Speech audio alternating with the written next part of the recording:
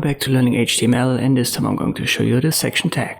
It's another easy tag that doesn't have specific functionality or anything. It's just there to give your document your website structure, and it segments the documents.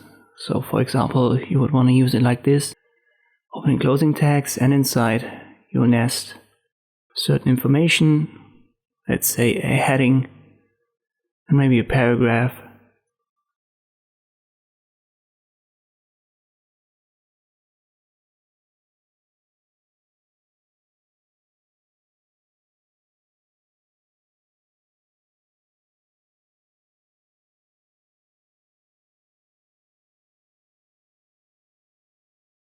And in the case of this specific website, I might want to create a second section right here for the introduction part.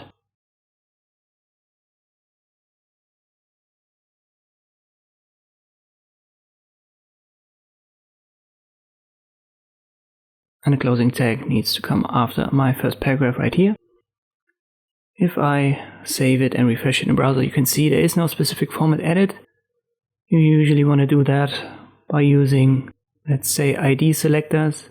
So let me make the first section an introduction, and the second section gets an ID of details, and then you would want to use introduction and details in your CSS to style these sections specifically, but by itself it doesn't add any formatting or functionality. So it's more like a structure tag and a tag that's important for search engines and in some cases screen readers. And this is how you can use the section tag in HTML. Thank you for watching, and I'll see you next time.